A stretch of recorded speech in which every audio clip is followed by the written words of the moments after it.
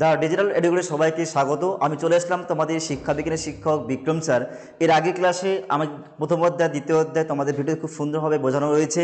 আজকে আমাদের তৃতীয় অধ্যায়, অর্থাৎ এই তৃতীয় অধ্যায় থাকছে তোমাদের যে মনোবিদ্যার অনুসন্ধান পদ্ধতি। তোমরা দেখতে পাচ্ছ যে মেথড অফ ইকুয়েটি ইন সাইকোলজি, অর্থাৎ মনোবিদ্যার অনুসন্ধান পদ্ধতি। এখানে আমরা বিভিন্ন পদ্ধতির কথা জানবো, অর্থাৎ মনোবিদ্যা অর্থাৎ সাইকোলজি, মানুষের যে মন নিয়ে যে আলোচনা করা হয়। এবার মানুষের এই কার্যকলাপ, যে মানুষের যে শিক্ষাকালীন যে আচার আচরণ, সেই আচরণের পরীক্ষা নিরীক্ষা করার জন্যই মনোবিজ্ঞানী বা শিক্ষাবিজ্ঞানী বিভিন্ন পদ্ধতির কথা বলেছেন, অর্থাৎ মেথডের কথা বলেছেন। এখানে আমরা 6টা পদ্ধতির কথা জানবো, তোমরা প্রত্যেকে দেখতে থাকো। তোমরা দেখতে পাচ্ছ যে তৃতীয় অধ্যায় হচ্ছে আমাদের শিক্ষা মনোবিদ্যার যে অনুসন্ধান পদ্ধতি, ঠিক আছে। এখান থেকে প্রথম যে আমাদের পদ্ধতি আছে, অর্থাৎ অন্তর্দর্শন পদ্ধতি। অন্তর মানে কি? ভেতরে, ঠিক আছে। এই অন্তর্দর্শী পদ্ধতি সম্পর্কে আমরা জানবো।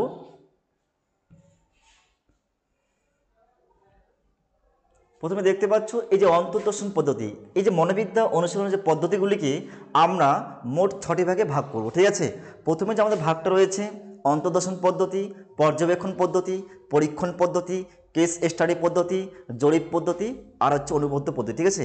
প্রত্যেকটা বইয়ে হয়তো নামগুলো অন্য অন্য বইয়ে অন্য অন্যভাবে ব্যাখ্যা থাকতে পারে, কিন্তু আমি যেহেতু 7টা বোর্ডে পড়াচ্ছি, সেইভাবে এখানে 6টা পদ্ধতির নাম আছে। এগুলো আবার অন্যান্য বিভিন্ন রকম নাম দেওয়া আছে, ঠিক আছে। অন্যান্য বইয়ে বিভিন্ন রকম নাম আছে, তো একটা যে কোনো নাম পড়লেই তোমাদের হয়ে যাবে, ঠিক আছে। তো কি বলছে প্রথমে আমরা যদি অন্তর্দর্শন পদ্ধতি সম্পর্কে আমরা জানি, প্রথমে বলছে যে বিজ্ঞানের মূল লক্ষ্য হচ্ছে কি পর্যবেক্ষণ, পরীক্ষণ, নিরীক্ষণ এবং যুক্তিতর্কের মাধ্যমে সত্যকে আবিষ্কার করা। আমরা প্রত্যেকে জানি বিজ্ঞান মানে কি, যেখানে কি থাকবে যুক্তি থাকবে, ঠিক আছে। যাকে আমরা কি বাস্তবে কি দেখতে পাচ্ছি, পর্যবেক্ষণ করতে পারছি, অনুভব করতে পারছি, ঠিক আছে। তাকে তো আমরা কি বলবো? বিজ্ঞান বলতে পারি, অর্থাৎ সায়েন্স বলতে পারি, ঠিক আছে। যাকে আমরা দেখতে পাচ্ছি না, ঠিক আছে, যাকে আমরা অনুভব করতে পারছি, যেখানে যুক্তি নেই, তাহলে আমরা তাকে কি করে বিজ্ঞান বলতে পারি? প্রথম যে ক্লাসটা তোমরা মনে করো, এই যে শিক্ষা মনোবিদ্যার যে ক্রমবিবর্তন ছিল, অর্থাৎ চারটা এই যে বিভিন্ন মনোবিদ বিভিন্নভাবে কি মানুষের এই যে আত্মা, তারপরে মন, তারপরে চেতনা, তারপরে মানুষের যে আচরণ, এগুলোকে ব্যাখ্যা বিশ্লেষণ করেছেন। অনেক মনোবিজ্ঞানী তারা বলেছেন যে না, আত্মাই হচ্ছে কি একমাত্র বিজ্ঞান বলতে পারি, ঠিক আছে।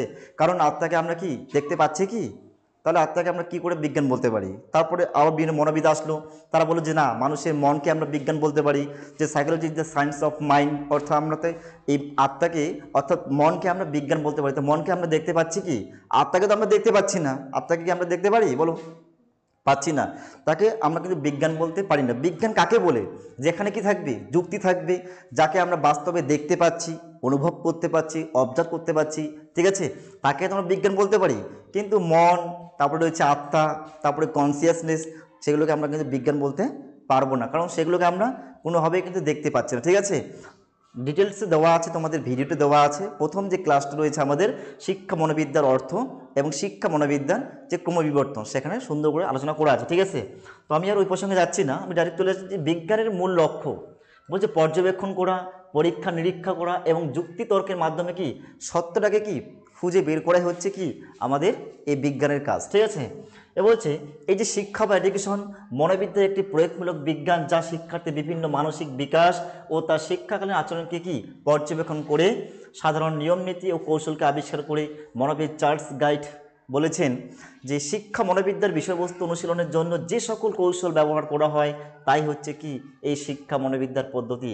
অর্থাৎ এই যে মনোবিদের নাম বললাম, মনোবিদ চার্লস গাইড কি বলেছেন? তিনি বলেছেন যে শিক্ষা মনোবিদ্যার বিষয়বস্তু অনুশীলনের জন্য, অর্থাৎ শিক্ষা মনোবিদ্যা মানে কি মানুষের অর্থাৎ শিশুর কি শিক্ষাকালীন কি করে তার আচার আচরণটাকে কি ব্যাখ্যা করে, ঠিক আছে, পর্যবেক্ষণ করে। সেটাই বলছে যে শিক্ষা মনোবিদ্যার বিষয়বস্তু অনুশীলনের জন্য যে সকল কৌশল, তিনি যে সকল কৌশলকে ব্যবহার করেছেন সেই কৌশলগুলোকে বলা হচ্ছে শিক্ষা মনোবিদ্যা পদ্ধতি, ঠিক আছে। এবার এই যে মনোবিদ্যা অনুশীলনের যে পদ্ধতিগুলিকে আমরা মোট 6টি ভাগে ভাগ করতে পারছি। একটু দেখতে পাচ্ছ অন্তর্দর্শন পদ্ধতি রয়েছে, তারপর রয়েছে পর্যবেক্ষণ পদ্ধতি রয়েছে, তারপর রয়েছে পরীক্ষণ পদ্ধতি রয়েছে, তারপরে কেস স্টাডির পদ্ধতি রয়েছে, জরিপ পদ্ধতি রয়েছে, আর একটা হচ্ছে অনুবদ্ধ পদ্ধতি। এই 6টা পদ্ধতির সম্পর্কে আমরা জানবো কাকে বলে, এবং এই যে অন্তর্দর্শন পদ্ধতির সুবিধা কী অসুবিধা কী সেই সম্পর্কে আমরা ক্লাসে জানবো, ঠিক আছে।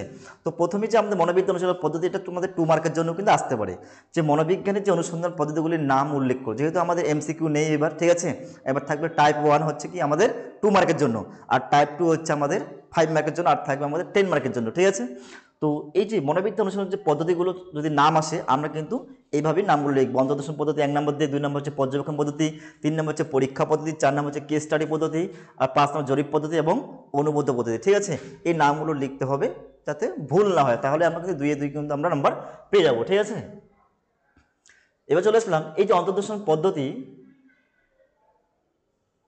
এই অন্তর্দর্শন পদ্ধতি বলছে এই শিক্ষা মনোবিদ্যার একটি প্রাচীন এবং গুরুত্বপূর্ণ পদ্ধতি হচ্ছে অন্তর্দর্শন পদ্ধতি। এটা কিন্তু মনোবিদ্যার এই যে শিক্ষা মনোবিদ্যার খুব একটা গুরুত্বপূর্ণ, অর্থাৎ প্রাচীনকাল থেকে এই তত্ত্বের সঙ্গে আমরা কিন্তু সবাই কিন্তু প্রত্যেকে পরিচিত।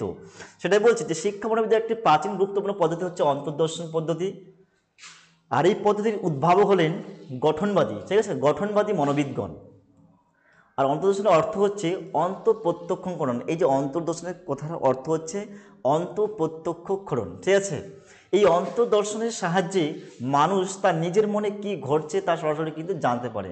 আমি একটু আগে বললাম যে অন্তর্দর্শন মানে কি, আমাদের যেটা কি ভেতরে থাকে। ঠিক আছে, এই অন্তর্দর্শন পদ্ধতি দ্বারা আমরা কিন্তু নিজেকে নিজে কি অনুভব করছি, যে আমার মধ্যে কতটা দুঃখ, কষ্ট, ঠিক আছে, আনন্দ, ঠিক আছে, রাগ, হিংসা, এগুলো কি করছে আমরা নিজেকে নিজে কি জানার চেষ্টা করছি এই অন্তর্দর্শন পদ্ধতির সাহায্যে, যে আমার মধ্যে কতটা রাগ হয়েছে, ঠিক আছে, কতটা আনন্দ, ঠিক আছে, এই সমস্ত বিষয়গুলিকে আমরা কি নিজেকে নিজে কি অনুভব করতে পারি। এটা কোনো বিজ্ঞানের দ্বারা কিন্তু পরিমাপ করা কিন্তু যায় না। ঠিক আছে, এই যে চেতনা, কনসিয়াসনেস একটু আগে বললাম, তাকে আমরা কোনোভাবে বিজ্ঞান বলতে পারি না। তাহলে সেটাই বলছে এখানে যে এই যে অন্তর্দর্শন, কিন্তু আমরা রাগটাকে কি করি, রাগটাকে তো দেখা যাচ্ছে না, আবার রাগটাকে আমরা অনেকভাবে প্রকাশ করে থাকি, বিভিন্ন রকমকে জিনিসপত্র আমরা কি ভেঙে দিই, সেভাবে আমরা রাগটাকে কি প্রকাশ করার চেষ্টা করি। কিন্তু অ্যাকচুয়ালি রাগটাকে তো দেখা যায় না। রাগটাকে দেখতে হলে আমি নিজেকে নিজে জানছি যে আমার মধ্যে কতটা রাগ সৃষ্টি হলো। ঠিক আছে, আমরা নিজেকে নিজেই জানছি, কারণ রাগটা তো কন্টিনিউয়াস না, হতে পারে 10 মিনিট 15 মিনিট রাগটা কিন্তু আমাদের মধ্যে কিন্তু থাকে, তারপরে আস্তে আস্তে কিন্তু রাগটা কি আমাদের মধ্যে থেকে বিলুপ্ত হয়ে যায়। সেটাই বলছে যে এই অন্তর্দর্শনের সাহায্যে মানুষ তার নিজের মনে কি ঘটছে তা কিন্তু সে সরাসরি কি জানতে পারে। ঠিক আছে, একমাত্র সে নিজেকে নিজেই সে অনুভব করতে পারে যে আমার মধ্যে কতটা রাগ রয়েছে। ঠিক আছে, এই অন্তর্দর্শনের সংজ্ঞা বিভিন্ন মনোবিদ সেই অন্তর্দর্শন সম্পর্কে সংজ্ঞা দিয়েছেন। যেমন প্রথম মনোবিদ রয়েছেন স্টাউট, বলেছেন কি বলেছেন যে অন্তর্দর্শন হলো নিজের অভিজ্ঞতার প্রতি বিশেষ মনোযোগী হওয়া। বলছে নিজের যে অভিজ্ঞতা, সেই অভিজ্ঞতার প্রতি কি হওয়া, নিজেকে মনোযোগী হওয়া। এবার দার্শনিক লক কি বলেছেন, তিনি বলেছেন যে মানসিক প্রক্রিয়ার জ্ঞান অর্জনের জন্য ব্যক্তি নিজে তার মানসিক অবস্থার স্বরূপ ও গতি প্রকৃতি সম্পর্কে পর্যবেক্ষণ করে তাকে বলা হয়েছে অন্তর্দর্শন পদ্ধতি। তা যদি আমাদের 2 মার্কের জন্য আসে যে অন্তর্দর্শন পদ্ধতি কাকে বলে, ঠিক আছে, তাহলে আমরা এটুকুটা লিখব যে মানসিক প্রক্রিয়ার জ্ঞান অর্জনের জন্য ব্যক্তি নিজে তার কি মানসিক অবস্থার স্বরূপ বা গতি প্রকৃতি সম্পর্কে কি সে জানতে পারে, তাকে বলা হয়েছে কি অন্তর্দর্শন পদ্ধতি। এবার এটাতে লিখলে কিন্তু আমাদের 2 মার্ক দেবে না কিন্তু, ঠিক আছে, এটাতে দেবে আমাদের 1 মার্ক। তা 2 মার্ক পেতে হলে কী করতে হবে, আমাদেরকে একটা যে কোনো মনোবিদের সংজ্ঞা দিতে হবে তার পিছনে। ঠিক আছে, তবেই আমরা সেই প্রশ্ন থেকে আমরা 2-2 কিন্তু মার্ক পেয়ে যাবো। ঠিক আছে, প্রশ্ন যদি বলে অন্তর্দর্শন পদ্ধতি কাকে বলে বা বলতে কি বোঝো, তাহলে আমাকে কি লিখতে হবে, এইটা লাইনটা লিখতে হবে যে মানসিক প্রক্রিয়া জ্ঞান অর্জনের জন্য ব্যক্তির কি বিভিন্ন ব্যক্তি নিজে তার মানসিক কি তার স্বরূপ এবং তার গতি প্রকৃতি সম্পর্কে কি জানা যায় বা আচার ব্যবহার, ঠিক আছে, এগুলো সম্বন্ধে জানতে পারি, তাকে বলা হচ্ছে কি অন্তর্দর্শন পদ্ধতি। তারপরে কি লিখবো, একটা যে কোনো মনোবিদের একটা নাম লিখবো। ঠিক আছে, তাহলে আমাদের 2-2 কিন্তু আমরা নাম্বার পেয়ে যাচ্ছি। এবার কি বলছে যে ব্যক্তির নিজের সেই মানসিক প্রক্রিয়া, যেমন কল্পনা, তার চিন্তন, অনুভূতি ইত্যাদি জানার প্রক্রিয়াগুলি হচ্ছে অন্তর্দর্শন। একটু কি বললাম যে মানুষ কি করে সেই কল্পনা, তার চিন্তা, তার যুক্তিশক্তি, তার স্মৃতি, এগুলো কি একটা মানুষ ব্যক্তি কি নিজেকে নিজে কি জানার চেষ্টা করে। ঠিক আছে, এগুলোকে বলা হচ্ছে তোমাদের অন্তর্দর্শন, মানে হচ্ছে ভিতরের যে মানসিক যে অবস্থাটা, ঠিক আছে, জানার যে প্রবণতাকেই বলা হচ্ছে অন্তর্দর্শন। একটা ব্যক্তির মধ্যে কি থাকে, কল্পনা থাকে, যুক্তি শক্তি থাকে, স্মৃতি থাকে, ঠিক আছে, তার আচার আচরণ, তার শিক্ষাকালীন আচরণগুলোকে নির্ণয় করার জন্যই তো এই পদ্ধতিগুলো আবিষ্কৃত হয়েছে। তো সেটাই বলছে যে ব্যক্তি নিজে তার মানসিক প্রক্রিয়া, তার মানসিক স্বরূপটা কীরকম, তার মানসিক আচার ব্যবহার, নিয়ম কানুন, কল্পনা শক্তি, যুক্তি শক্তি, অনুভূতি, এই প্রভৃতিকে জানার প্রক্রিয়াগুলি হচ্ছে আমাদের অন্তর্দর্শন। ঠিক আছে,